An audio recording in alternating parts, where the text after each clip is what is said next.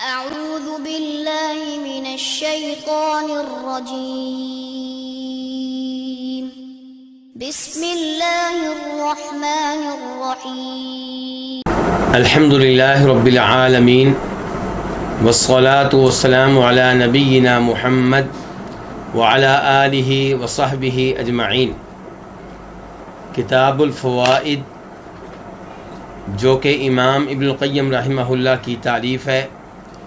امام ابن القیم رحمہ اللہ جو شیخ الاسلام ابن تیمیہ رحمہ اللہ کے شاگردوں میں سے ایک عظیم ترین شاگرد ہیں، اور خود ان کی بہت ساری کتب ہیں، بہت ساری تالیفات ہیں. تو ان میں سے ایک ہے الفوائد. اس کتاب میں انہوں نے طرح طرح کے فوائد جمع کر دیے ہیں. کسی فائدے کا تعلق عقیدہ سے ہے، کسی کا تعلق تفسیر سے ہے، کسی کا تعلق حدیث سے ہے، اور اس کے علاوہ بھی کئی علوم سے تعلق رکھنے والے فوائد ہیں. آخری فائدہ جس کے اوپر گفتگو ہوئی تھی یہ وہ حدیث ہے جسے عبداللہ بن مسعود رضی اللہ عنہ روایت کرتے ہیں کہ نبی کریم صلی اللہ علیہ وسلم نے ارشاد فرمایا کہ جو کوئی کسی پریشانی میں، کسی غم میں، کسی ٹینشن میں مبتلا ہو تو وہ یہ دعا پڑھے، اللہم انی عبدک وابن عبدک وابن امتک. یہ پوری ایک لمبی دعا ہے.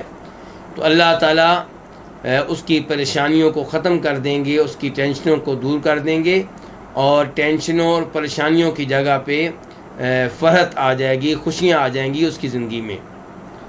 امام ابن القیم رحمہ اللہ اس دعا کی تشریح کر رہے ہیں، اس کی وضاحت کر رہے ہیں. تو وہ وضاحت کر چکے ہیں اللہم انی عبدک وابن عبدک وابن امتک ان الفاظ کی. وہ وضاحت کر چکے ہیں ناصیتی بیدک ان الفاظ کی. تو آج وضاحت شروع ہوگی ماض فی حکمک عدل فی قضاؤک. ان الفاظ کی وضاحت اور شرح شروع ہوگی. ماض فی حکمک، اس کا آسان ترجمہ کیا ہے کہ بندہ اللہ رب العزت کو مخاطب کر کے کہہ رہا ہے کہ میرے بارے میں تیرے احکام نافذ ہوتے ہیں، طے ہوتے ہیں، جاری ہوتے ہیں. عدل فی قضاؤک، میرے بارے میں تیری قضا، تیری تقدیر عدل و انصاف پہ مبنی ہے. تو امام ابن القیم رحمہ اللہ ان آخری دو جملوں کی وضاحت کرتے ہوئے کہتے ہیں تضمن هذا الکلام امرین. میں یہ بتا دوں کہ جو ایڈیشن میرے پاس ہے جس کے محقق شیخ محمد ظاہر شمس ہیں، اس ایڈیشن کے اعتبار سے آج کا صفحہ ہے صفحہ نمبر 33 اور جو دوسرا ایڈیشن ہے شاید آپ لوگوں کے پاس وہ ایڈیشن ہو جس کے محقق ہیں ڈاکٹر عبدالباسط المشہدانی. تو اس کا صفحہ نمبر ہے 63. اور جو ترجمہ آج گروپ میں شیئر کیا گیا ہے وہ اسی ایڈیشن کے اعتبار سے ہے، یعنی کہ وہاں پہ صفحہ نمبر 63 جو ہوگا اس کا ترجمہ آپ دیکھ سکتے ہیں. تو انشاءاللہ آپ کے لیے آسانی ہو جائے گی. تو امام صاحب کہتے ہیں تضمن هذا الکلام امرین، یہ کلام دو چیزوں پہ مشتمل ہے، یہ کلام دو امور پہ مشتمل ہے. احدہما، ان دو امور میں سے ایک مضاء حکمہ فی عبدی، کہ اس کا حکم، اس کے احکام اپنے بندے کے بارے میں مضاء یہ نافذ ہوتے ہیں، یہ جاری ہوتے ہیں. والثانی، اور دوسرے نمبر پہ یتضمن حمدہ وعدلہ، دوسرے نمبر پہ کہ یہ کلام جو ہے یہ مشتمل ہے اللہ کی حمد و ثنا پہ اور اللہ تعالیٰ کے عدل و انصاف پہ. یعنی کہ اس میں تذکرہ ہے کہ اللہ تعالیٰ عدل و انصاف کرنے والے ہیں. تو یہ اللہ تعالیٰ کی حمد و ثنا ہے. وَهُوَ سُبْحَانَهُ لَهُ الْمُلْكُ وَلَهُ الْحَمْدُ، اور اللہ رب العزت اسی کے لیے ہر طرح کی بادشاہت ہے، اور اسی کے لیے ہر طرح کی حمد و ثنا ہے۔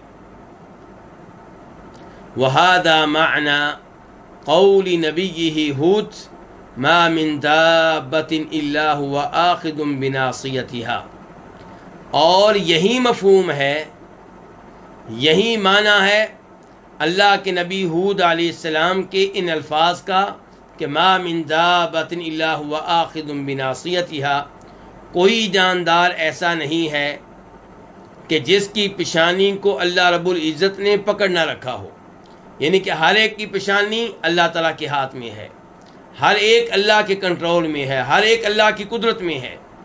تو یہ جو الفاظ ہیں ہود علیہ السلام کے، ان کا جو معنی مفہوم ہے وہی معنی مفہوم نبی علیہ الصلوۃ والسلام کے ان الفاظ کا ہے کہ ماضٍ فی حکمک عدل فی قضاؤک، کہ میرے بارے میں تیرے جتنے بھی احکام ہیں وہ نافذ ہوتے ہیں، ان میں کوئی رکاوٹ نہیں بن سکتا، اور میرے بارے میں تیرے جتنے بھی فیصلے ہیں، تقدیر میں جو بھی تو نے لکھا ہوا ہے میرے بارے میں، وہ عدل و انصاف پہ مبنی ہے۔ ثم قال، اس کے بعد ہود علیہ السلام نے یہ کہا کہ ان ربی علی صراط مستقیم، کہ میرا رب صراط مستقیم پہ ہے، سیدھے راستے پہ ہے۔ پہلے جملے میں کیا کہا کہ ہر انسان، ہر مخلوق کی پیشانی کس کے ہاتھ میں ہے؟ اللہ کے ہاتھ میں، یعنی کہ ہر ایک اوپر آرڈر کس کا چلتا ہے؟ اللہ تعالیٰ کا۔ اور دوسرے جملے میں یہ کہا کہ میرا رب جو ہے وہ صراط مستقیم پہ ہے، سیدھے راستے پہ۔ اس کا کیا مطلب ہے؟ امام صاحب اس کی وضاحت کرتے ہوئے کہتے ہیں، بلکہ امام صاحب کی وضاحت پیش کرنے سے پہلے میں اشارہ کر دوں کہ امام صاحب یہ بتانا چاہتے ہیں کہ ہود علیہ السلام یہ کہہ رہے ہیں کہ یا اللہ ہر بندہ تیرے کنٹرول میں ہے، کوئی تیرے آگے پر نہیں مار سکتا، اس کے باوجود اے رب تو صراط مستقیم پہ ہے، تو کسی پہ ظلم نہیں کرتا، تو کسی کے ساتھ زیادتی نہیں کرتا، اس کے باوجود تیرا ہر ایک کے ساتھ معاملہ عدل و انصاف پہ مبنی ہے۔ دنیا میں کیا ہوتا ہے، جس آدمی کو زیادہ قوت مل جائے، طاقت مل جائے، بادشاہت مل جائے، تو وہ بہت سے لوگوں پہ ظلم کرتا ہے، جس کے بارے میں سمجھتا ہے کہ یہ میرے لیے خطرہ بن سکتا ہے، اس کو قتل کروا دیتا ہے یا اس کو جیل میں ڈال دیتا ہے۔ تو کہنے کا مطلب یہ ہے کہ جس کو جتنی پاور ملتی چلی جائے دنیا میں، عام طور پہ وہ اتنا ہی ظالم بنتا چلا جاتا ہے۔ لیکن اللہ کا معاملہ کیا ہے کہ اللہ تعالیٰ کا ہر ایک اوپر کنٹرول ہے، اور ایسا کنٹرول کہ جس میں کسی قسم کی کوئی رکاوٹ نہیں ہے، اس کے باوجود اللہ تعالیٰ کا معاملہ اپنی مخلوقات کے ساتھ عدل و انصاف پہ مبنی ہے۔ تو کہتے ہیں کرسیاں لے کر ای مع کونہ مالکا قاہرا متصرفا فی عبادہ نواصیہم بیدہ فہو علی صراط مستقیم، یعنی کہ باوجود اس کے کہ اللہ تعالیٰ مالکن ہر ایک کا کیا ہے؟ مالک ہے، قاہرن ہر ایک پہ غالب ہے، کوئی اللہ کے غلبے سے باہر نہیں ہے، متصرفا فی عبادہ اپنے بندوں پہ اپنا اختیار مکمل طور پہ وہ چلانے والا ہے، نواصیہم بیدہ ان کی پیشانیاں اس کے ہاتھ میں ہیں، اللہ کے ہاتھ میں ہیں، فہو علی صراط مستقیم، اس سب کے باوجود اللہ تعالیٰ صراط مستقیم پہ ہے، سیدھے راستے پہ ہے۔ سیدھے راستے سے کیا مراد ہے؟ وَهُوَ الْعَدْلُ الَّذِي يَتَصَرَّفُ بِهِ فِيهِمْ، صراط مستقیم سے مراد وہ عدل و انصاف ہے جس کے ساتھ اللہ تعالیٰ ان میں اپنا اختیار چلاتا ہے، اپنی مخلوق میں اپنا اختیار چلاتا ہے۔ صراط مستقیم سے مراد پھر کیا ہوا؟ اللہ کا عدل و انصاف۔ اللہ صراط مستقیم پہ ہے، ان کے عدل و انصاف پہ ہے، تو عدل و انصاف کے ساتھ اللہ تعالیٰ اپنے اختیارات استعمال کرتا ہے۔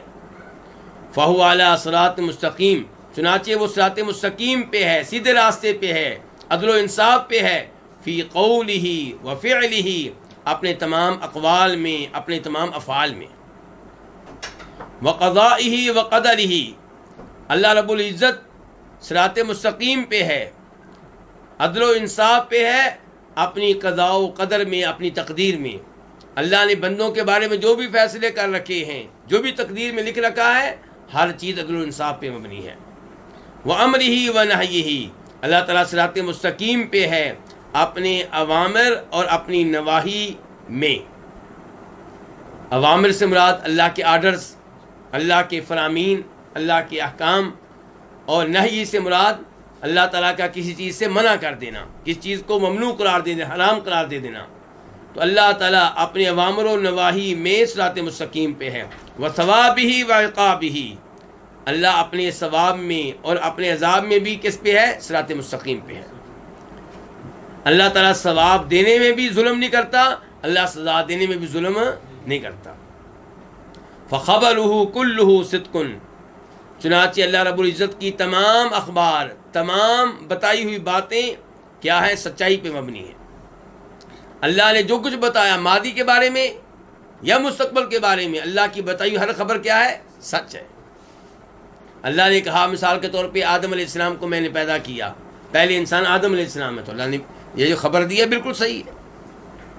اللہ نے بتایا کہ نوح علیہ السلام میرے نبی تھے، 950 سال تبلیغ کرتے رہے، جو بتایا اللہ نے بالکل صحیح ہے۔ جو بھی خبریں اللہ نے دی ہیں، اور یہ بھی بتایا گیا ہماری شریعت میں کہ عیسیٰ علیہ السلام دوبارہ نازل ہوں گے، تو جو کچھ بھی بتایا گیا اللہ کا بتایا ہوا سب کچھ سچائی پہ مبنی ہے۔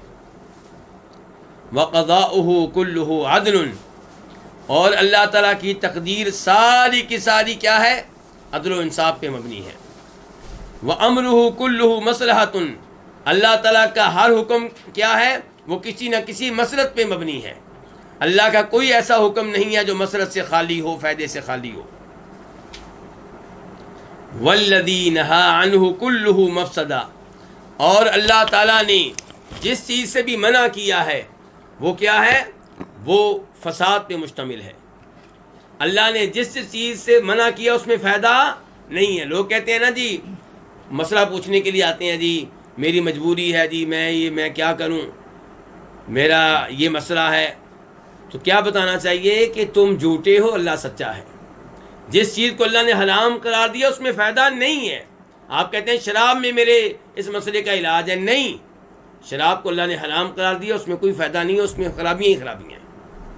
تو فرمایا والذین، جس چیز سے اللہ نے منع کر دیا ہے، کلہ، وہ ساری چیزیں مفسدہ کیا ہیں؟ فساد ہیں، وہ خرابی کی جڑ ہیں، وہ فتنے کا ذریعہ ہیں۔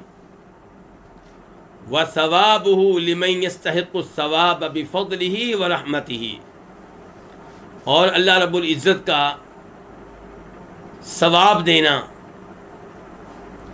جو ثواب کا حقدار ہے اس کو اللہ تعالیٰ کا ثواب دینا، بِفَضْلِهِ وَرَحْمَتِهِ، وہ اللہ تعالیٰ کے فضل اور رحمت کے ساتھ ہے۔ اللہ تعالیٰ کے فضل اور رحمت کی وجہ سے ثواب کا حقدار ہے جس کو اللہ نے ثواب دیا ہے، یا جس کو اللہ ثواب دیں گے، دیا ہے یا دیں گے۔ تو ثواب لینے والا ثواب لے گا اللہ کی رحمت کی وجہ سے، اللہ کے فضل کی وجہ سے، لیکن دوسری طرف وَعِقَابُهُ لِمَنْ يَسْتَحِقُّ الْعِقَابَ بِعَدْلِهِ وَحِكْمَتِهِ، اور اللہ کا عذاب دینا، اللہ کا سزا دینا، جس کو جو بھی سزا کا حقدار ہے وہ اللہ تعالیٰ کا سزا دینا جو ہے کس کے ساتھ ہے؟ اللہ کے عدل اور حکمت کے ساتھ۔ وہاں پہ زیادتی نہیں ہے، جس کو اجر و ثواب ملا وہاں پہ اللہ کا انعام ہوا، رحمت ہوئی، فضل ہوا، اعمال ایسے نہیں ہمارے۔ اور جس کو سزا ملی وہ اللہ کی طرف سے ظلم و زیادتی نہیں، بلکہ اللہ کا عدل ہے، اللہ کا انصاف ہے، اور اس کے پیچھے کوئی نہ کوئی حکمت ہے۔ اس کی مزید وضاحت آگے آئے گی۔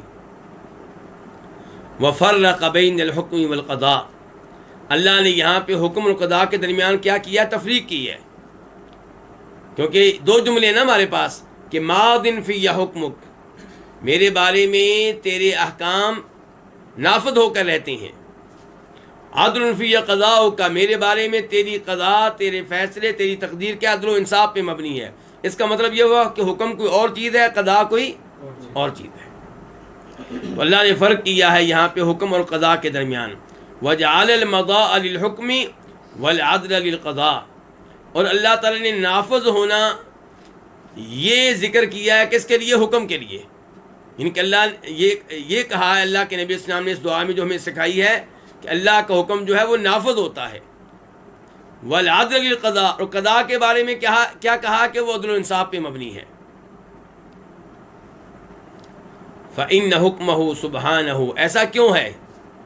فَإِنَّ حُكْمَهُ سُبْحَانَهُ يَتَنَاوَلُ حکمہ الدینی الشرعیہ و حکمہ الکونی القدریہ. اللہ تعالیٰ کے جو احکام ہیں، یہ جو یہاں پہ کہا ہے کہ ماضٍ فی حکم کا، کہ مجھ میں تیرے احکام نافذ ہوتے ہیں، تو یہاں پہ احکام سے مراد کون سے احکام ہے، یہ سوال ہے. احکام اللہ تعالیٰ کے دو طرح کے ہوتے ہیں، ایک شرعی اور ایک کونی. نماز پڑھو، یہ اللہ کا کون سا حکم ہے؟ شرعی، دینی اور شرعی حکم ہے. اچھا جی، بیمار ہو جا، یہ اللہ کا کون سا حکم ہے؟ یہ اللہ کا کونی حکم ہے. یہ اللہ کا کونی حکم ہے. تو اللہ تعالیٰ کے احکام دو طرح کے ہیں. تو کہتے ہیں یہاں پہ جو کہا ہے فَإِنَّ حُکْمَهُ سُبْحَانَهُ، تو اللہ تعالیٰ کا جو حکم ہے یتناولو، یہ شامل ہے اللہ تعالیٰ کے دینی شرعی حکم کو بھی، وحکمہ الکونی القدری، اور اللہ کے کونی اور قدری حکم کو بھی. وَالنَّوْعَانِ نَافِذَانِ فِي الْعَبْدِ مَاضِيَانِ فِيهِ، اور حکم کی یہ دونوں اقسام بندے میں نافذ ہو کر رہتی ہیں، ماضیان فیہ، بندے میں جاری ہو کر رہتی ہیں. وَهُوَ مَقْهُورٌ تَحْتَ الْحُکْمَيْنِ، اور بندہ ان دو احکام کے نیچے کیا ہے؟ مغلوب ہے. یعنی کہ اللہ تعالیٰ جب بندے کو بیمار کرنا چاہیں، اس کے کسی عضو کو اللہ حکم دے کہ تو بیمار ہو جا، تو کیا بندہ آگے سے کچھ کر سکتا ہے؟ نہیں. تو بندہ کیا ہے؟ مقہور ہے، مغلوب ہے. قد مضی فیہ ونفذ فیہ شاء ام ابا، یہ دونوں احکام بندے میں جاری ہوتے ہیں، بندے پہ نافذ ہوتے ہیں، بندہ چاہے ام ابا یا نہ چاہے. لیکن ایک فرق ہے ان دو اقسام میں. کون سی دو اقسام؟ ایک اللہ کا شرعی حکم اور ایک اللہ کا کونی حکم. تو کہتے ہیں لیکن الحکم الکونی لا یمکنہ مخالفتہ، لیکن جو کونی احکام ہیں بندے کے لیے ممکن نہیں ہے کہ ان کی مخالفت کر سکے. اللہ کہیں بندے بیمار ہو جا، بندہ یہ نہیں کہہ سکتا کہ میں بیمار نہیں ہوں گا. اللہ تعالیٰ بندے کو فوت کرنا چاہے، بندہ آگے سے پر نہیں مار سکتا، کچھ نہیں کر سکتا. وَأَمَّا الدِّينُ الشَّرْعِيُّ، اور جہاں تک تعلق ہے دینی شرعی احکام کا، فقد يُخَالِفُهُ، تو کبھی کبھی بندہ ان کی مخالفت کرتا ہے، کیونکہ اللہ نے وہاں پہ اختیار دیا ہے، وہاں پہ اللہ نے اختیار دیا ہے. اور حساب بھی، مواخذہ بھی، بات پرس بھی شرعی احکام میں ہونی ہے. کونی احکام میں بات پرس، کسی بندے سے یہ نہیں پوچھا جائے گا کہ تیری ایک آنکھ میں بینائی کیوں نہیں تھی. اگر وہ پیدا ہی اسی حال میں ہوا ہے تو اس سے یہ سوال نہیں ہوگا روز قیامت. کسی کا کان ہی ایک تھا، دوسرا کان نہیں تھا، تو سوال نہیں پوچھا جائے گا کہ تیرا ایک کان کیوں نہیں تھا. اللہ نے کسی سے قوت سماعت چھین لی، واپس لے لی، تو بندے سے سوال نہیں ہوگا کہ تیری قوت سماعت کیوں نہیں تھی. لیکن شرعی احکام میں بات پرس ہوگی، کیونکہ وہاں پہ بندے کو کیا دیا گیا ہے؟ اختیار دیا گیا ہے.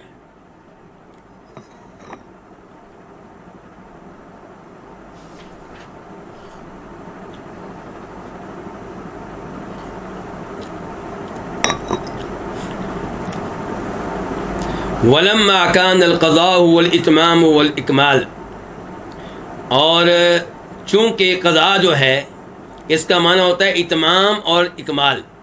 کیا مطلب؟ کس چیز کو پورا کرنا اور مکمل کرنا. قضاء کا معنی کیا ہوتا ہے؟ کس چیز کو مکمل کرنا اور پورا کرنا.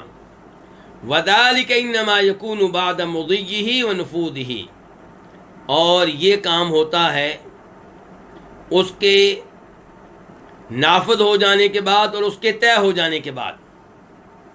تو اس لیے اللہ تعالی نے کیا کہا ہے؟ اس لیے بندہ کیا کہتا ہے کہ عدل فی قضاؤک، کہ میرے بارے میں تیری قضا جو ہے عدل و انصاف پہ مبنی ہے. کیا مطلب؟ ای الحکم الذی اکملتہ واتممتہ ونفذتہ فی عبدک عدل منک فیہ، کہ وہ حکم جس کو تو نے مکمل کر دیا، جس کو تو نے پورا کر دیا، جس کو تو نے اپنے بندے میں نافذ کر دیا، یہ تیری طرف سے اس بندے کے بارے میں عدل و انصاف پہ مبنی ہے. اور یہاں پہ میں تھوڑی سی وضاحت کرنا چاہوں گا کہ قضاء اور قدر میں کیا فرق ہے. قضاء اور قدر میں کیا فرق ہے؟ ایک قول یہ ہے کہ دونوں میں کوئی فرق نہیں ہے، قضاء سے مراد قدر اور قدر سے مراد قضاء ہے، اور دوسرا قول یہ ہے کہ ان میں فرق ہے۔ اچھا جی، پھر بتائیں کیا فرق ہے؟ جب فرق بتانے کی باری آئی تو پھر شدید اختلاف ہے ان علماء کرام میں جو کہتے ہیں کہ قضاء و قدر میں فرق ہے۔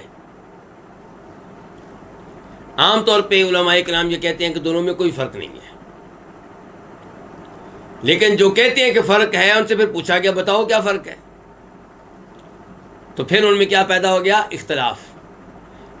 جو فرق کرتے ہیں ان کے اقوال میں سے جو واضح ترین قول ہے وہ یہ ہے کہ القضاء اسم لما وقع، القضاء اسم لما وقع وما لم یقع بعد فهو القدر، کہ جو کچھ ہو چکا اس کا نام کیا ہے؟ قضاء۔ آپ بیمار تھے، آپ کی بیماری گزر گئی، یہ کیا تھی؟ اللہ کی قضاء۔ آپ غریب تھے، اب آپ کو اللہ نے مال دے دیا ہے، یہ کیا ہے؟ اللہ کی قضاء۔ آپ کا گھر تھا اب نہیں رہا، آپ اس سے محروم ہو گئے، یہ کیا ہے؟ اللہ کی قضاء۔ اور جو کچھ ابھی نہیں ہوا، ہونے والا ہے، وہ کیا ہے؟ تقدیر، وہ ہے قدر۔ یہ فرق کرنے والوں نے فرق کیا ہے۔ تو ویسے مشہور قول یہ ہے کہ دونوں میں کوئی فرق نہیں ہے، قضاء سے مراد قدر، قدر سے مراد کیا ہے؟ قضاء۔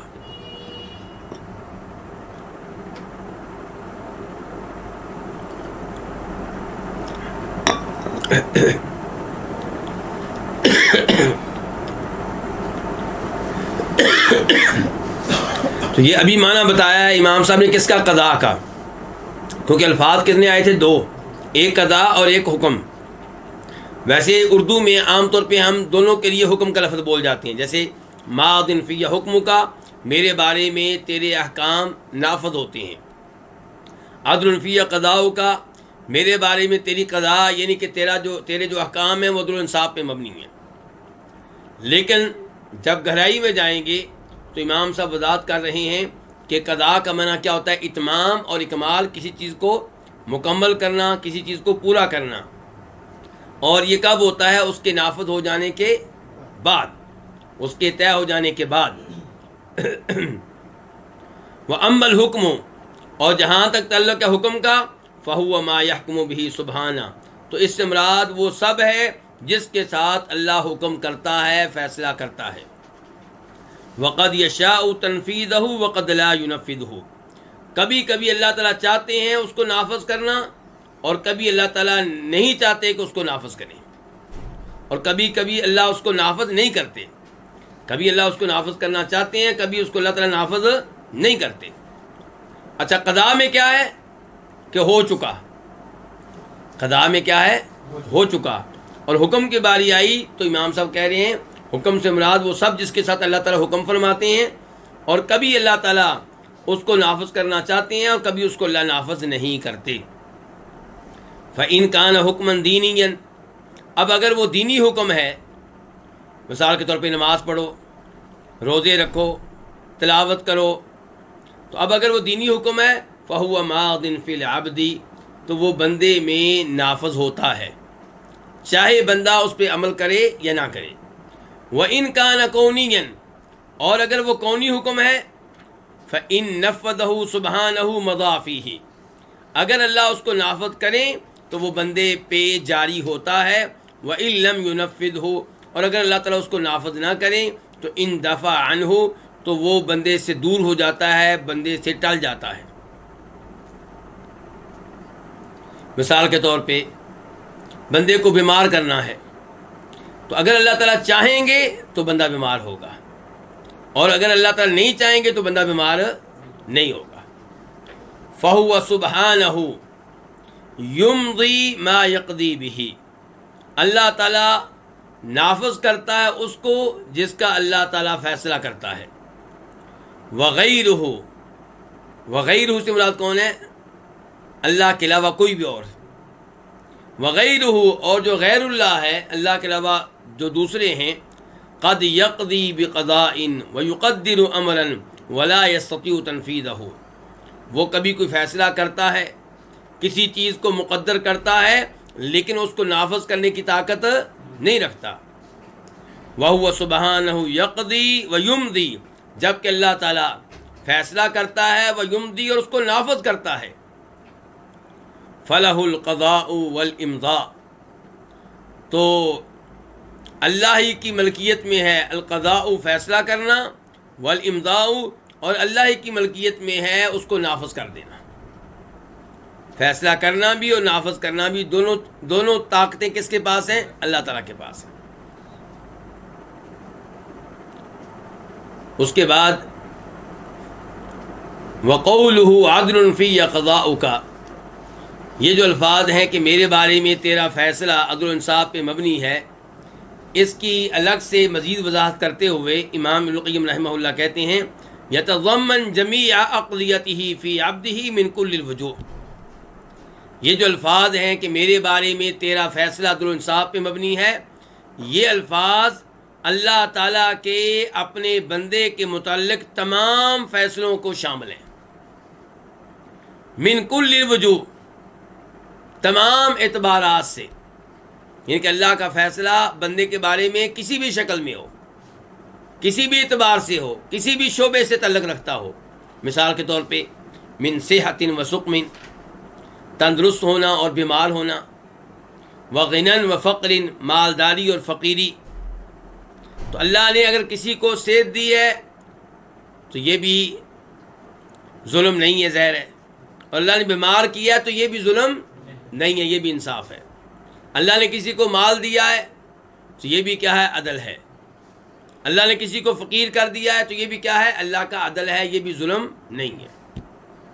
وَلَذَّةٍ وَأَلَمٍ، اللہ نے کسی کو لذتیں دی ہیں، سعادتیں دی ہیں، اور کسی کو اللہ تعالی نے آلام دیے ہیں، تکلیفیں دی ہیں، مصائب دیے ہیں، تو یہ ان میں سے بھی کوئی چیز ظلم نہیں ہے. وَحَيَاةٍ وَمَوْتٍ، اللہ کا زندگی دینا، موت دینا، یہ بھی کیا ہے؟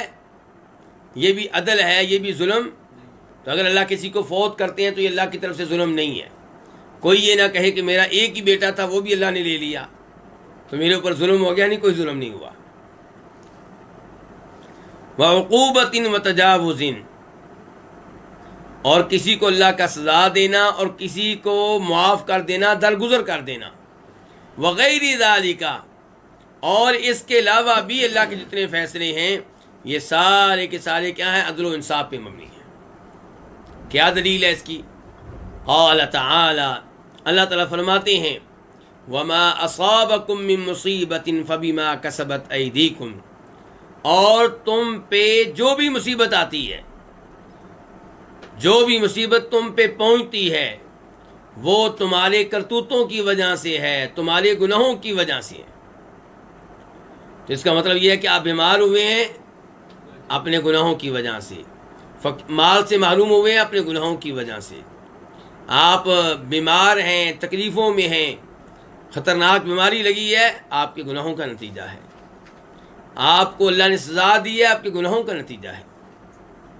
وقال، اللہ نے مزید کہا وَإِن تُصِبْهُمْ سَيِّئَةٌ بِمَا قَدَّمَتْ أَيْدِيهِمْ فَإِنَّ الْإِنسَانَ كَفُورٌ، اور اگر انہیں کوئی برائی پہنچے، یعنی کہ اللہ کی طرف سے کوئی عذاب، کوئی تکلیف، کوئی آزمائش، کوئی مصیبت، اور اگر انہیں کوئی برائی پہنچے بما قدمت ایدیہم، ان گناہوں کی وجہ سے جو انہوں نے کیے، فإن الانسان کفور، تو یقیناً انسان کیا ہوتا ہے پھر؟ ناشکرا.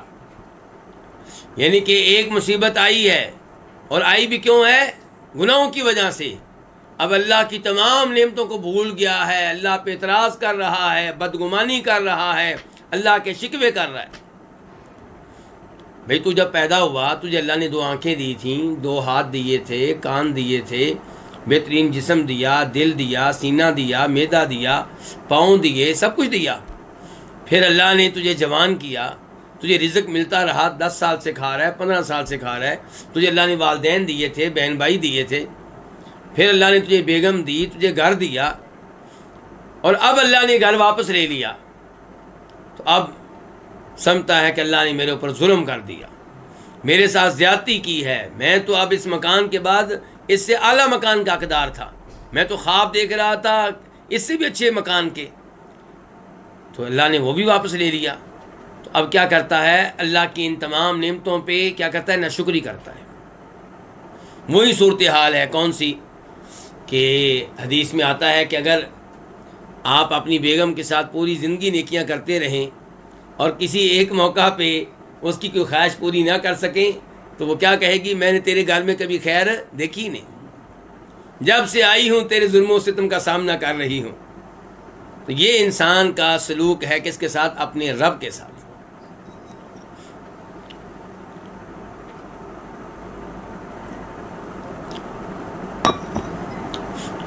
تو ان دو آیات سے پتہ کیا چلا کہ فَكُلُّ مَا يَقْضِي عَلَى الْعَبْدِ، اللہ تعالیٰ جو بھی بندے کا فیصلہ کرتے ہیں تو فَهُوَ عَدْلٌ فِي، اللہ تعالیٰ اس فیصلے میں عدل و انصاف کرنے والے ہیں. اللہ کا بندے کے بارے میں کوئی بھی فیصلہ ظلم و زیادتی پہ مبنی نہیں ہے. فَإِنْ قِيلَ، اگر یہ کہا جائے کہ فَالْمَعْصِيَةُ عِنْدَكُمْ بِقَضَائِهِ وَقَدَرِهِ، کہ معصیت گناہ تمہارے یہاں اللہ کی قضاء و قدر کے ساتھ ہوتا ہے، یعنی کہ جو بھی گناہ آپ کرتے ہیں پہلے سے تقدیر میں لکھا ہوا ہے. یہ تمہارا عقیدہ ہے. گویا کہ کہنے والا کن کو کہہ رہا ہے؟ اہل سنت کو، اہل حدیثوں کو. کہنے والا خود کون ہے؟ ہو سکتا ہے وہ قدری ہو، معتزلی ہو، اور اسی سے متعلقہ اعتراض کرنے والا اس کے دائیں بائیں کچھ جبری بھی ہو سکتا ہے. معتزلہ کیا ہیں؟ قدری، تقدیر کا انکار کرنے والے. کہتے ہیں کہ بندہ جو گناہ کرتا ہے پہلے سے لکھے نہیں ہوئے، پہلے سے لکھے نہیں ہوئے. تقدیر کا منکر ہے کون؟ معتزلی. اور معتزلیوں کا تقدیر کے لحاظ سے نام کیا ہے؟ قدری، تقدیر کا انکار کرنے والے. دوسری طرف ہے کون؟ جبری، تقدیر کو ماننے والے لیکن ماننے میں حد سے آگے نکل گئے. حد سے کیا نکل گئے؟ آگے نکل گئے. کہتے ہیں کہ اللہ نے جو تقدیر میں لکھا ہے انسان کے ساتھ وہ کچھ ہو رہا ہے، اور انسان کو اس میں ذرا بھی اختیار نہیں دیا گیا. انسان نے بدکاری کی ہے تو جو لکھا ہوا تھا اس کے مطابق کی ہے، اور انسان کو کوئی اختیار نہیں دیا گیا بدکاری کرنے یا نہ کرنے میں. جب اس نے کی ہے اور لکھی ہوئی ہے تو یہ اس کے اوپر مجبور تھا. بالکل ایسے ہی جیسے پتا گرا ہوا زمین پہ اور ہوا چلی تو اڑ رہا ہوتا ہے، کیا پتے کا کوئی اختیار ہوتا ہے اس میں؟ کوئی اختیار نہیں. درختوں پہ جو پتے لگے ہوئے ہیں ہوائیں کبھی ادھر لے جاتی ہیں کبھی ادھر، کیا اس میں پتوں کا کوئی اختیار ہوتا ہے؟ ٹہنیوں کا اختیار ہوتا ہے؟ کوئی اختیار نہیں ہوتا. انسان کو راشا کی بیماری لگ جائے تو اس کے ہاتھ کیا ہوتے ہیں؟ کانپ رہے ہوتے ہیں. کیا اس کا اختیار ہوتا ہے اس میں؟ کوئی اختیار نہیں ہوتا. کہتے ایسے ہی گناہ کرنے میں، نیکیاں کرنے میں بندے کا کوئی اختیار نہیں. بندہ مجبور محض ہے. بندے کے مجبور محض کا عقیدہ رکھنے والوں کو کیا کہتے ہیں؟ جبریہ. تو یہ تقدیر کے اس بات میں حد سے آگے نکل گیا، غلو کیا، گمراہی تک جا پہنچے، اور معتزلی تقدیر کا انکار کرنے میں حد سے آگے نکل گئے. تو اب یہ لوگ جو ہیں وہ اعتراض کر رہے ہیں کن پہ؟ اہل سنت پہ، کہ تم کہتے ہو جو گناہ ہوتے ہیں یہ بھی لکھے ہوئے ہیں. فالمعصیت عندکم، معصیت تمہارے یہاں بقضائہ وقدرہ، یہ بھی اللہ کی قضاء اور تقدیر کے ساتھ ہے. فما وجہ العدل فی قضائہا، تو اس کے مقدر کرنے میں، اس کو لکھنے میں عدل کی شکل کیا بنے گی؟ یعنی کہ اللہ نے پہلے لکھ دیا کہ یہ بندہ شراب پیے گا، اب بندے نے شراب پی لی ہے، تو جو اللہ نے پہلے سے لکھ دیا تھا شراب پیے گا، تو اس کو آپ کیسے عدل و انصاف کہیں گے؟ اس کو عدل و انصاف کہنے کی کیا شکل بنے گی؟ کیا توجیہ ہوگی؟ ہمیں سمجھائیں ذرا. فإن العدل فی العقوبۃ علیہا ظاہر، کیونکہ اس پہ سزا دینے میں، فی العقوبۃ علیہا، علیہا سے مراد کیا؟ معصیت پہ سزا دینے میں جو عدل و انصاف ہے وہ تو واضح ہے. جس نے شراب پی لی اس کو شراب پینے پہ سزا ملے گی، یہ اللہ کا عدل و انصاف ہے، یہ تو ٹھیک واضح ہے. لیکن وہ جو پہلے سے لکھا ہوا تھا کہ شراب پیے گا، وہ کیسے عدل و انصاف ہے؟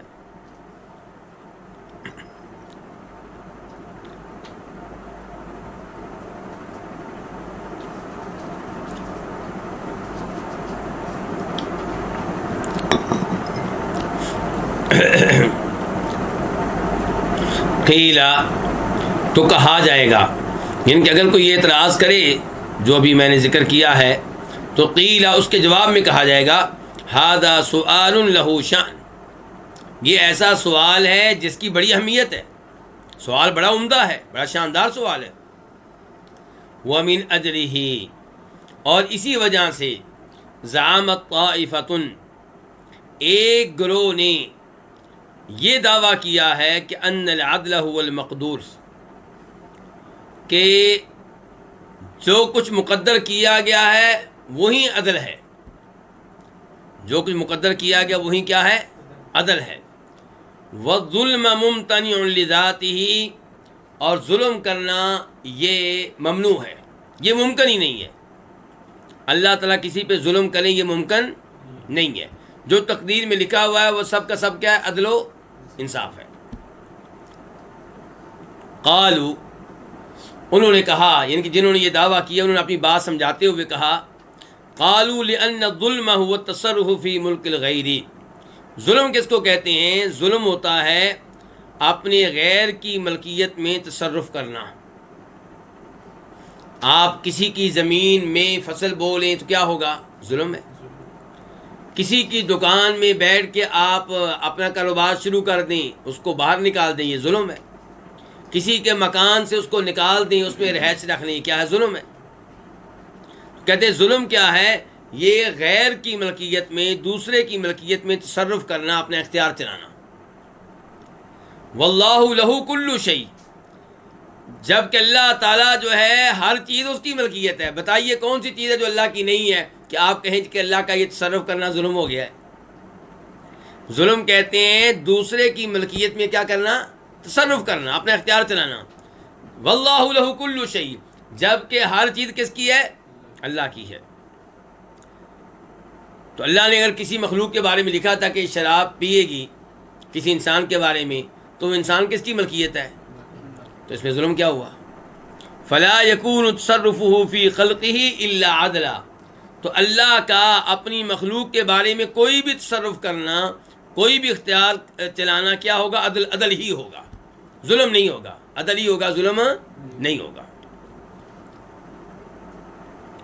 وقال الطائفہ، ایک اور گروہ نے کہا بل العدل انہ لا یعاقب علی ما قضاہ وقدرہ، بلکہ اللہ کا عدل یہ ہے کہ اللہ تعالی سزا نہیں دے گا اس عمل پہ جس کو اللہ نے تقدیر میں لکھا ہے، جس کا اللہ نے فیصلہ کر لیا تھا، تقدیر میں لکھا تھا، اس پہ اللہ تعالیٰ سزا نہیں دے گا۔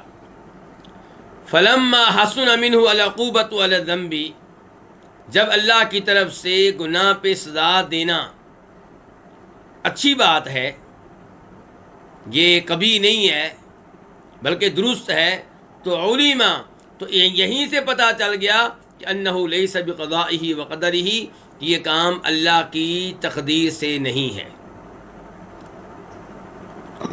زنا کرنے پہ اللہ سزا دے گا؟ جی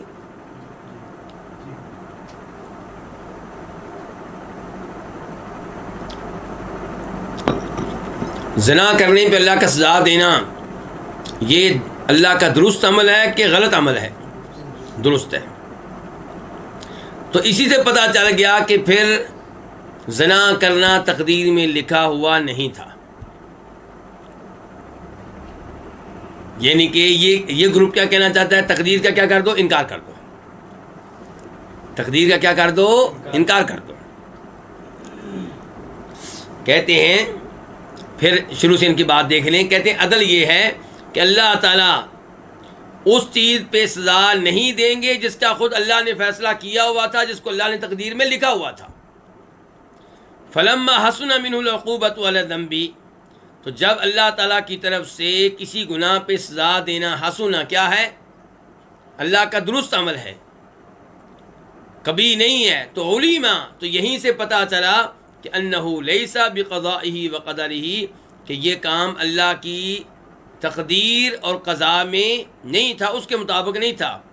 فیکون العدل هو جزاؤہ علی الذنب بالعقوبۃ والذم، تو عدل کیا ہوگا پھر؟ عدل یہ ہوگا کہ اللہ سزا دیں گے اس گناہ پہ جزا دیں گے اس گناہ پہ بالعقوبۃ سزا دے کر، والذم اور اس کی مذمت کر کے، یا دنیا میں یا آخرت میں، یا دنیا میں یا پھر آخرت میں۔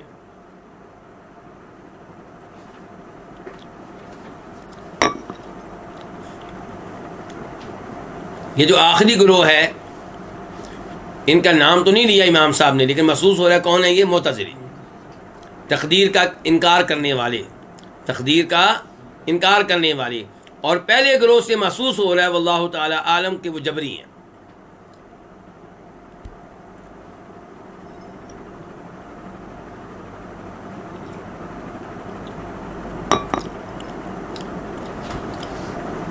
وہ کہتے ہیں بندہ گناہ کرنے میں، نیکیاں کرنے میں آزاد نہیں ہے، پہلا گروہ۔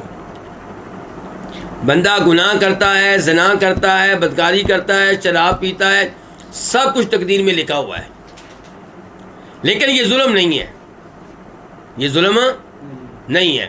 بندہ مجبور ہے وہ کام کرنے پہ جو تقدیر میں لکھے ہوئے ہیں۔ اور یہ ظلم کیوں نہیں ہے؟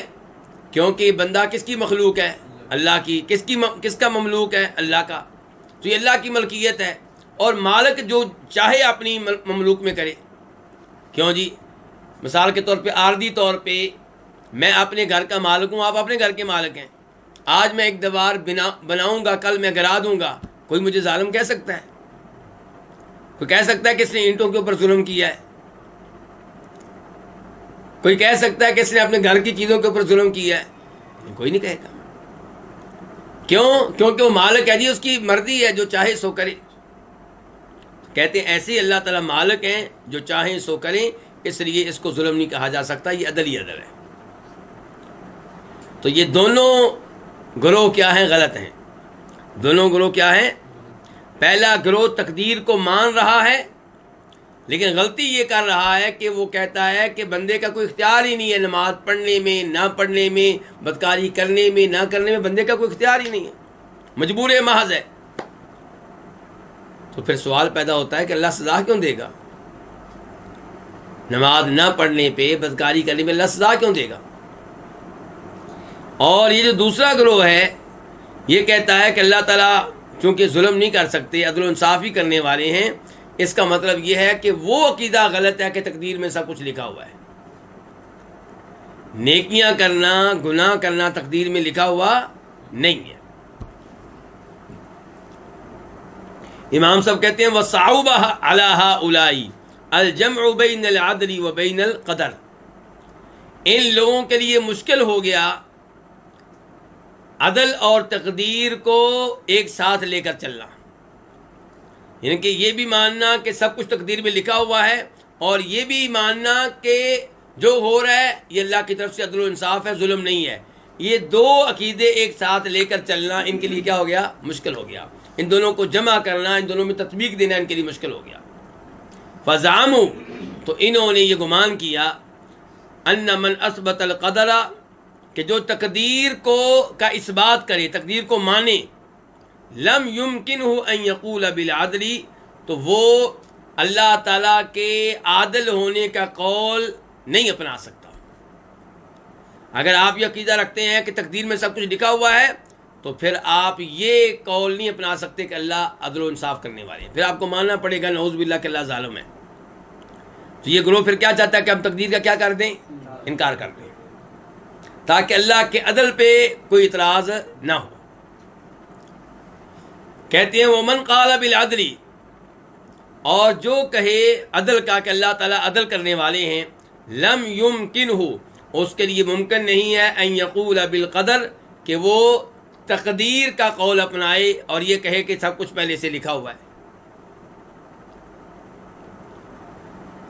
امام صاحب کہتے ہیں یہ بالکل وہی صورتحال ہے کما صعوب الجمع بین التوحید و اثبات الصفات، جیسا کہ توحید اور اللہ کی صفات کا اثبات ان دو کو ایک ساتھ لے کر چلنا ناممکن ہو گیا تھا۔ کن کے لیے؟ معتزلیوں کے لیے۔ آپ جانتے ہیں کہ معتزلیوں کے 5 مشہور و معروف اصول ہیں، ان میں سے ایک ہے توحید، اچھا، ان کی توحید کیا ہے؟ آپ جانتے ہیں معتزلیوں کی توحید کیا ہے؟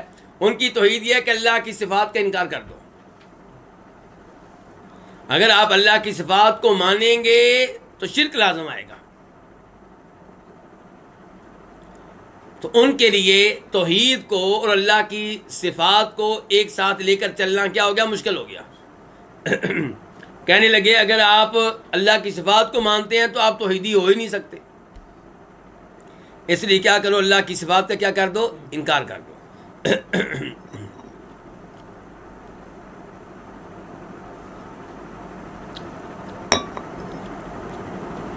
فصار توحیدہم تعطیلا، تو ان کی توحید کیا ہو گئی؟ تعطیل، یعنی کہ اللہ کی صفات کا انکار۔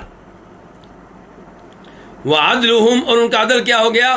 تکذیبا بالقدر، تقدیر کا انکار۔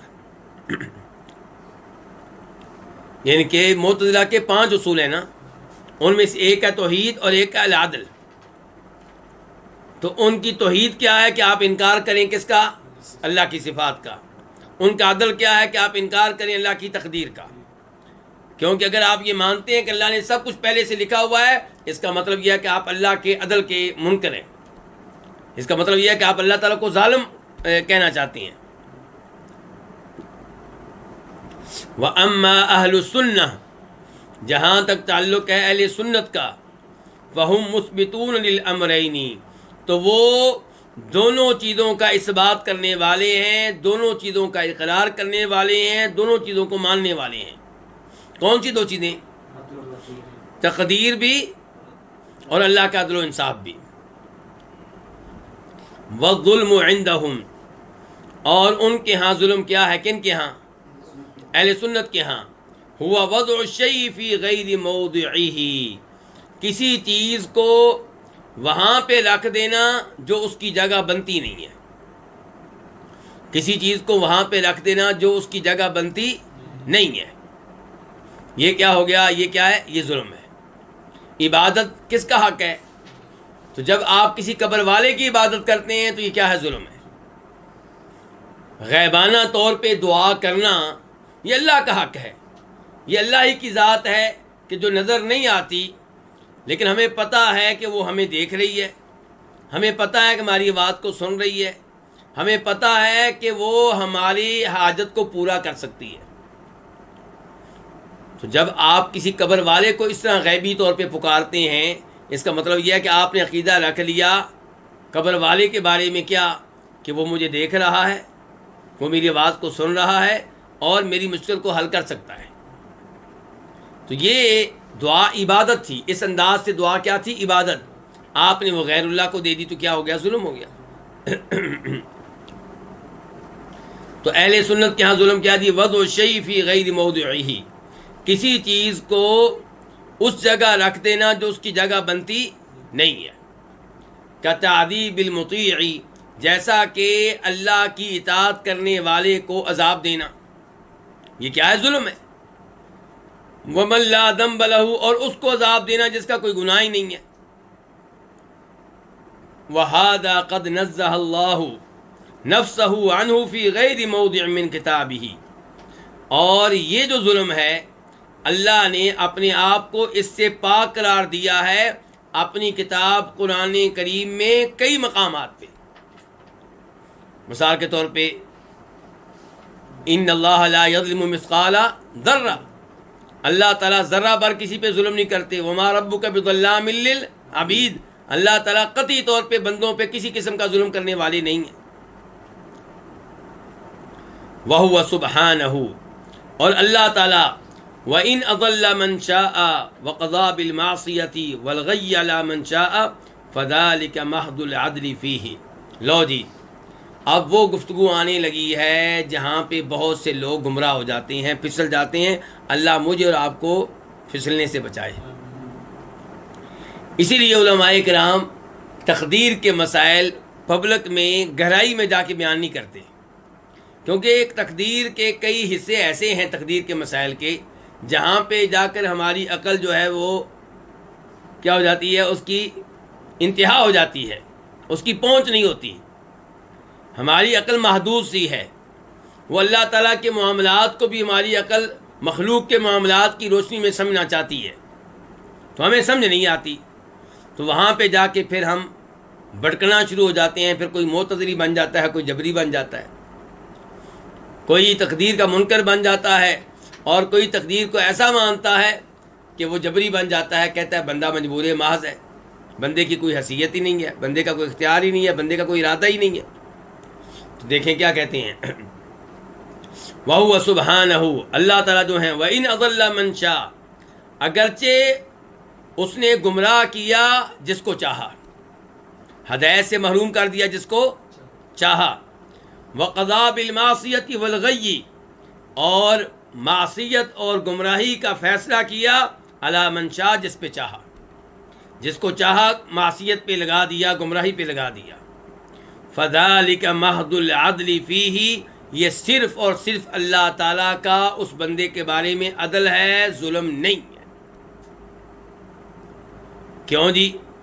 لِأَنَّهُ وَضَعَ الْإِضْلَالَ وَالْخُذْلَانَ فِي مَوْضِعِهِ اللَّائِقِ بِهِ، کیونکہ اللہ نے گمراہ کرنے کو اور بے یار و مددگار چھوڑ دینے کو اس جگہ رکھا ہے جو جگہ اس کے لائق تھی. جب یہ بات ہم سمجھائیں گے تو پھر اس مسئلے کو سمجھنا مشکل نہیں ہوگا کہ اللہ نے اگر فرعون کو ہدایت سے محروم رکھا ہے تو اس لیے کہ وہ ہدایت کے قابل نہیں تھا. اللہ نے ابو جہل کو ہدایت سے محروم رکھا ہے تو اس لیے کہ وہ ہدایت کے قابل نہیں تھا. اس کو اللہ نے وہ دیا ہے جس کے وہ قابل تھا. تو جس چیز کے قابل اس کو وہ دینا، یہ کیا ہے؟ عدل و انصاف ہے. آج اگر آپ کہیں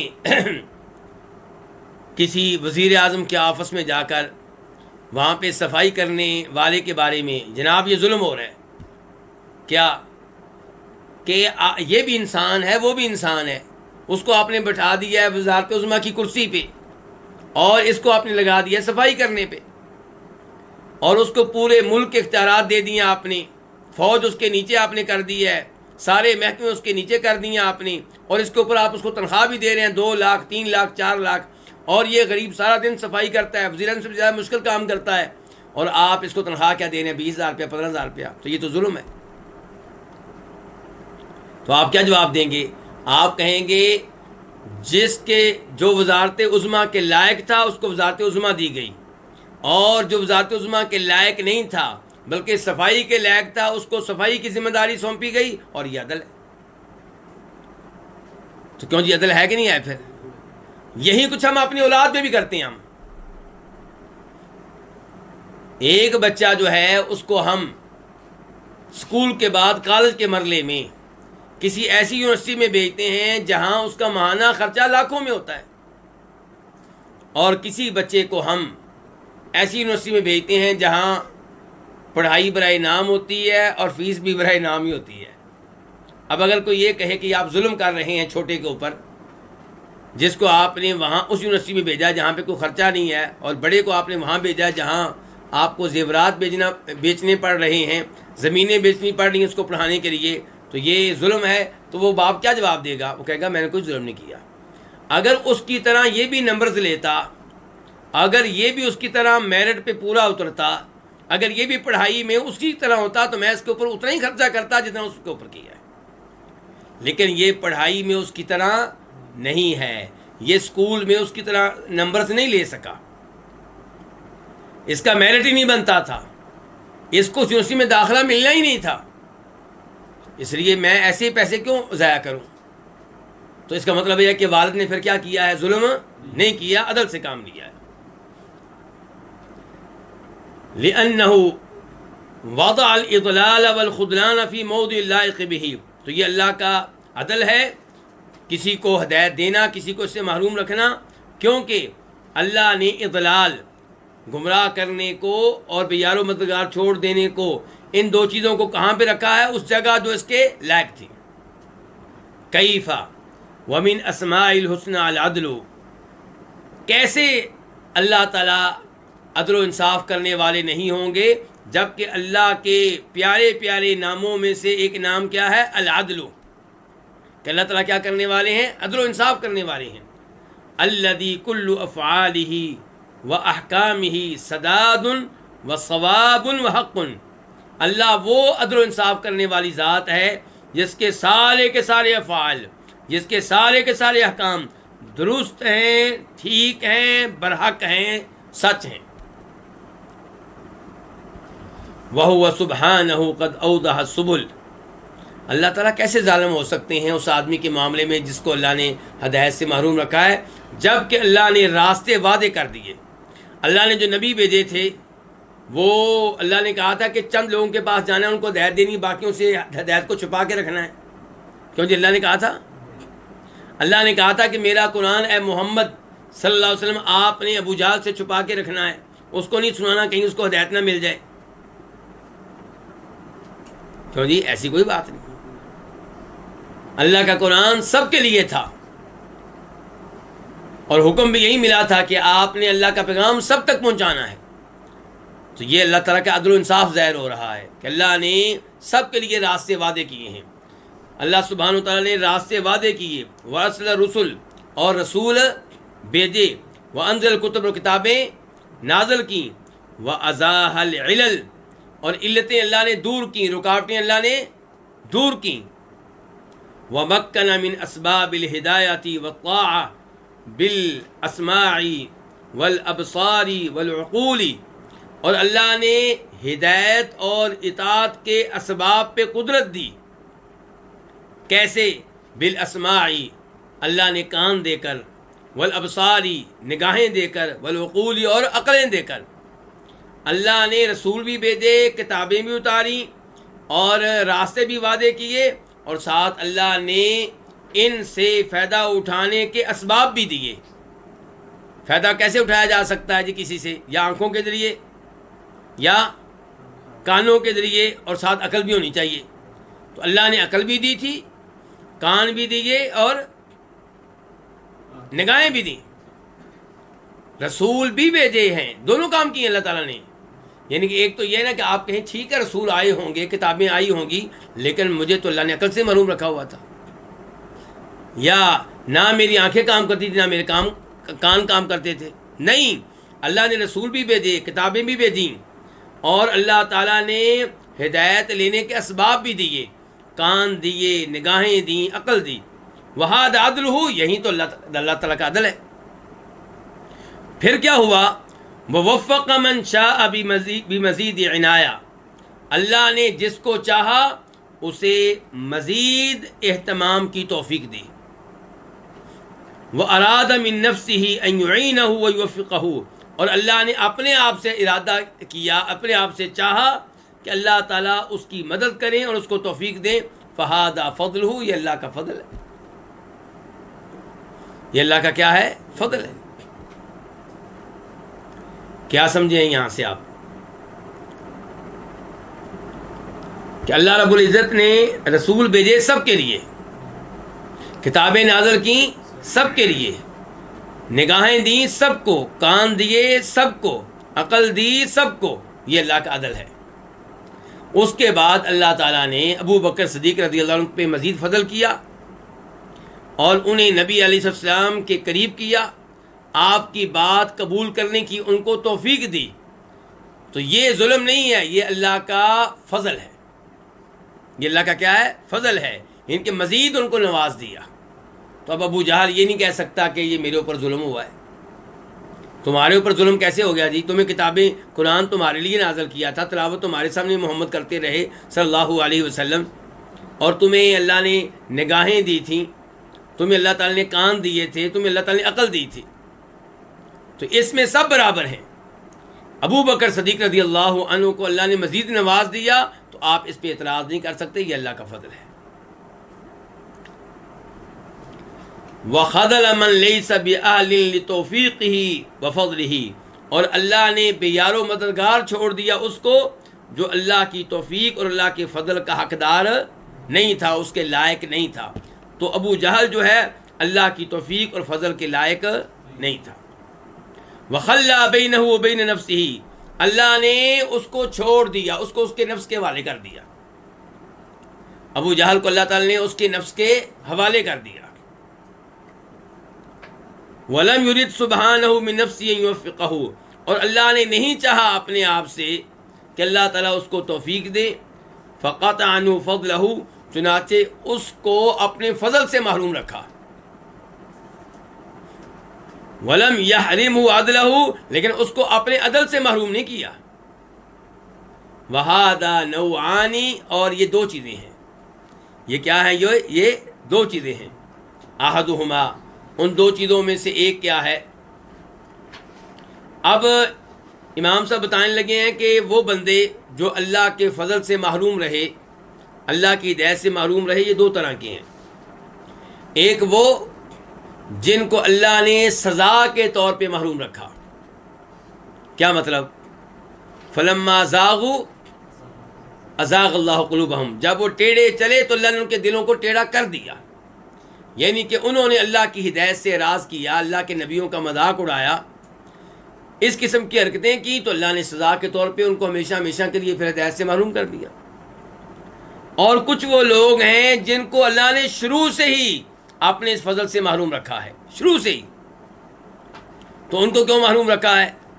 کیونکہ اللہ کو معلوم تھا کہ اگر میں اس کے اوپر یہ فضل کروں تو یہ اس کے لائق نہیں ہے، یہ اس نعمت پہ میرا شکر ادا نہیں کرے گا، یہ اس نعمت کی قدر نہیں کرے گا. اب دیکھیں یہ امام صاحب کہتے ہیں وہذا نوعانی، اور اس کی دو اقسام ہیں. کس کی؟ ان کے کسی کو اپنے فضل سے محروم رکھنا. احدہما، ان میں سے پہلی قسم، ما یکون جزاء منہ للعبد علی اعراضہ عنہ وإيثار عدوه في الطاعة والموافقة عليه وتناسي ذكره وشكره فهو أهل أن يخذله ويتخلى عنه. پہلی قسم جو جزا ہوگی منہ، اس کی طرف سے. کس کی طرف سے؟ اللہ کی طرف سے. پہلی قسم ان لوگوں کی جو اللہ کی فضل سے محروم ہیں، ہدایت سے محروم ہیں. یہ پہلی قسم وہ ہے جو جزا ہے منو، اللہ کی طرف سے، للعبدی، بندے کے لیے، علی اعراض عنہ، اس کے اللہ سے اعراض کرنے پہ. اس نے اللہ سے اعراض کیا تو اللہ نے سزا کے طور پہ اسے محروم رکھا. وَإِيثَارِ عَدُوِّهِ، اور اس کے اللہ کے دشمن کو ترجیح دینے پہ، اطاعت میں اور اس کی موافقت کرنے میں. چونکہ اس نے اللہ کے دشمن کو ترجیح دی، اللہ کی بجائے کس کو ترجیح دی؟ کس معاملے میں؟ اطاعت کرنے میں. باتیں مانتا رہا کس کی؟ ابلیس کی. باتیں مانتا رہا کس کی؟ ابو جہل کی. باتیں مانتا رہا فرعون کی. تو اللہ نے اللہ کے دشمن کو اس نے ترجیح دی اطاعت کرنے میں، والموافقت علیہ، اور اس کی موافقت کرنے میں، وتناسی ذکرہ وشکرہ، اور اللہ کے ذکر اور اللہ کے شکر کو فراموش کر دینے میں. فہو اہل، تو یہ اس لائق ہے کہ ان یخذلہ، کہ اللہ اس کو بے یار و مددگار چھوڑ دیں، ویتخلی عنہ، اور اس سے اللہ تعالیٰ الگ تھلگ ہو جائیں. تو یہ کیا ہے؟ فلما ازاغوا ازاغ اللہ قلوبہم، جب وہ ٹیڑھے چلے تو اللہ نے ان کے دلوں کو ٹیڑھا کر دیا. اور یہ وہ ہے کہ جب آپ ایک گناہ کریں تو سزا آپ کو کیا ملتی ہے؟ کہ اگلا گناہ آپ کے لیے آسان کر دیا جاتا ہے. اور جب آپ نیکی کریں تو پھر کیا انعام ملتا ہے؟ کہ اللہ نیکی کے راستے آپ کے لیے آسان کر دیتے ہیں. وہ حدیث آپ کے ذہن میں ہے نا کہ جو علم کے لیے نکلتا ہے کیا ہوتا ہے؟ اللہ تعالیٰ اس کے لیے جنت کا راستہ آسان کر دیتے ہیں. جنت کا راستہ کیسے آسان ہوتا ہے؟ کہ روزے رکھنے اس کے لیے آسان ہو جاتے ہیں، نمازیں پڑھنی اس کے لیے آسان ہو جاتی ہیں، تلاوت کرنے میں اس کو مزہ آتا ہے، وضو کرنے کو دل چاہتا ہے، اذکار کرنے کو دل چاہتا ہے، جنت کا راستہ آسان ہوتا چلا جاتا ہے. والثانی، دوسری قسم، اللہ یشاء لہ ذلک ابتداء، کہ اللہ تعالیٰ اس کے لیے نہ چاہیں ذالک، یہ فضل، یہ ہدایت، ابتداء، شروع سے، آغاز سے ہی، ابتدائی طور پہ، سزا کے طور پہ نہیں بلکہ ابتدائی طور پہ. پہلی قسم میں کیا تھی؟ جزاء، سزا کے طور پہ اللہ تعالیٰ نے اس کو محروم رکھا. اور دوسری قسم کیا ہے؟ ابتدا سے ہی اللہ نے اس کو اس سے محروم رکھا. کیوں جی؟ پھر اللہ نے ایسا کیوں کیا؟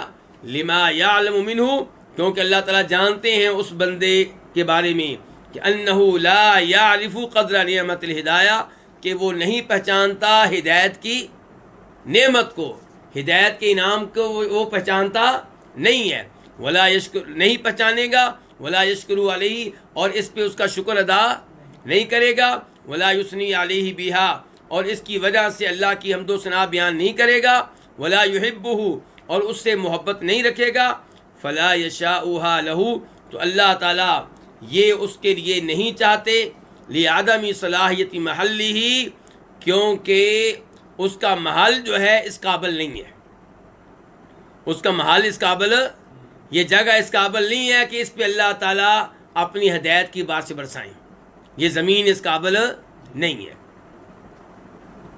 قال تعالی اللہ تعالیٰ فرماتے ہیں وَكَذَلِكَ فَتَنَّا بَعْضَهُمْ بِبَعْضٍ اسی طرح ہم نے بعض لوگوں کو بعض کے ساتھ کیا کیا، آزمایا، بعض لوگوں کو بعض کے ذریعے امتحان میں ڈالا، لِيَقُولُوا تاکہ یہ کہیں أَهَؤُلَاءِ مَنَّ اللَّهُ عَلَيْهِمْ مِنْ بَيْنِنَا کیا یہ وہ ہیں جن پہ اللہ نے ہمارے بیچ میں سے احسان کیا ہے؟ یہ کون کہہ رہے ہیں؟ کافر کہتے ہیں اچھا یہ بلال، یہ حبشی، یہ سلمان فارسی، اگر یہ کوئی انعام ہوتا، یہ قرآن انعام ہوتا اللہ تعالیٰ کا، اللہ کا کلام ہوتا تو اللہ نے اس کے لیے ان کو اختیار کرنا تھا، اللہ نے یہ انعام ان پہ کرنا تھا، یعنی کہ یہ اس کے قابل نہیں ہے۔ اگر یہ واقعی اللہ کی طرف سے ہوتا تو یہ اس قابل نہیں تھے، پھر اللہ تعالیٰ کیا کرتے؟ کیسے وہ آیت ہے سورہ زخرف کی، لولا نزل هذا القرآن على رجل من القريتين عظیم، کیسی آیت ہے؟ وقالوا لولا نزل هذا القرآن على رجل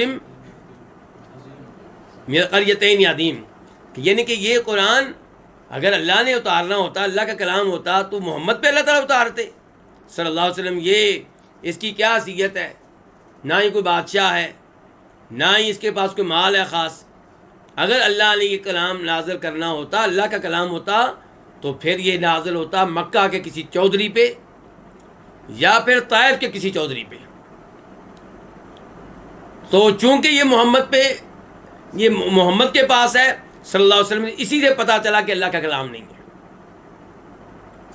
تو اللہ تعالیٰ نے کیا کہا ہے دیکھیں، وہ کیا کہتے ہیں، اہؤلاء کیا یہ وہ ہیں من اللہ علیہم من بیننا جن پہ اللہ نے احسان کیا ہمارے بیچ میں سے۔ اللہ تعالیٰ نے کہا الیس اللہ بعالم بالشاکرین کیا اللہ تعالیٰ شکر ادا کرنے والوں کو بہتر طور پہ جاننے والا نہیں ہے؟ یہ دلیل ہے کیا، یہ آخری جملہ کہ اللہ تعالیٰ جانتے ہیں کون اللہ کی نعمتوں پہ شکر ادا کرنے والا ہے، کس کو ہدایت دینی ہے، کس کو اللہ کے رسول کا صحابی بنانا ہے، کس کو صاحب ایمان بنانا ہے، کس کو صاحب قرآن بنانا ہے۔ وقال اور اللہ نے یہ بھی کہا وَلَوْ عَلِمَ اللَّهُ فِيهِمْ خَيْرًا لَأَسْمَعَهُمْ اگر اللہ تعالیٰ ان میں کوئی خیر جانتے تو اللہ ان کو قرآن سنا دیتے، یعنی کہ اگر ان میں کوئی خیر ہوتی تو اللہ تعالیٰ ان کو پیار و محبت سے قرآن سننے کی توفیق دیتے تاکہ ان کو ہدایت مل جاتی، لیکن اللہ کو پتہ ہے ان میں کوئی خیر نہیں ہے۔ فَإِذَا قَضَىٰ عَلَىٰ هَٰذِهِ النُّفُوسِ بِالضَّلَالِ وَالْمَعْصِيَةِ تو جب اللہ تعالیٰ ایسے لوگوں پہ گمراہی اور معصیت کا فیصلہ کریں، یعنی کہ ان کو ہدایت سے محروم رکھنے کا فیصلہ کریں، تو کان ذالک محض العدل تو یہ صرف اور صرف اللہ کا عدل ہے، ظلم نہیں ہے۔ اس کی ایک اور مثال لے لیں، بس درس ختم ہونے والا، پریشان نہ ہوں، اس کی ایک اور مثال لے لیں، بڑی زبردست مثال دی ہے۔ کہتے ہیں کما اذا قضا جیسا کہ جب اللہ فیصلہ کریں علی الحیہ سام کے بارے میں کیا کہ بھی ان تقتل اس کو قتل کیا جائے، وعلی العقرب بچھو کے بارے میں کس کو قتل کیا جائے، وعلی الکلب العقور کاٹنے والے کتے کے بارے میں کس کو قتل کیا جائے، کان ذالک عدلا فیہ تو یہ اللہ تعالیٰ کا عدل ہوگا فیہ اس معاملے میں۔ وَإِن كَانَ مَخْلُوقًا عَلَىٰ هَٰذِهِ الصِّفَةِ اگرچہ یہ ایک سانپ، یہ بچھو، یہ کتا اس وصف پہ پیدا کیا گیا ہے، یعنی کہ اب کوئی کہے جناب سانپ میں زہر بھی تو اللہ ہی نے رکھا ہے نا، تو قتل کرنے کا حکم کیوں ہے؟ وہاں پہ کوئی اعتراض نہیں کرتا، ایسے ہی ہے نا، وہاں پہ کوئی اعتراض نہیں کرتا، سب کہتے ہیں واقعی سانپ کو مارنا چاہیے، جو کتا بولا ہو انسان کو کاٹے اس کو قتل کرنا چاہیے، بچھو کو بھی مارنا چاہیے، تو وہاں پہ کبھی کسی نے نہیں کہا کہ یہ ظلم پہ مبنی ہے اسلام کا حکم، وہاں پہ کبھی کسی نے نہیں کہا۔ تو جیسے وہ عدل ہے ایسے ہی انسانوں میں سے جو سانپ ہیں اور بچھو ہیں اور یہ کاٹنے والے جو کتے ہیں، ان کو اللہ تعالیٰ کا ہدایت سے محروم رکھنا یہ اللہ تعالیٰ کی طرف سے عدل ہے، ظلم نہیں ہے۔ کہتے ہیں آخری بات، وَقَدْ اسْتَوْفَيْنَا الْكَلَامَ فِي هَذَا فِي كِتَابِنَا الْكَبِيرِ فِي الْقَضَاءِ وَالْقَدَرِ، کہ ہم بالتفصیل گفتگو کر چکے ہیں اس مسئلے میں اپنی بڑی کتاب میں جو قضاء و قدر کے موضوع پہ ہے، اس کا نام نیچے آپ کے پاس لکھا ہوا ہے، کیا لکھا ہوا ہے؟ شفاء العلیل فی مسائل القضاء والقدر والحکمت والتعلیل۔ اللہ رب العزت سے دعا ہے کہ اللہ تعالی ہمیں گمراہی سے محفوظ رکھے، اللہ تعالی ہمیں ہدایت، اللہ تعالی ہمیں موت دے تو ہدایت کے اوپر دے، اللہ تعالی ہمیں ان میں سے بچائے جو انکار حدیث کے فتنے میں مبتلا ہوتے ہیں یا تقدیر کے انکار کے فتنے میں مبتلا ہوتے ہیں۔ اللہ تعالی ہمیں نبی علیہ السلام و صحابہ کرام کے عقیدے پہ موت دے، اللہ عذاب قبر عذاب جہنم سے محفوظ رکھے۔ وصلی اللہ تعالی علی نبینا محمد وعلی آلہ وصحبہ اجمعین۔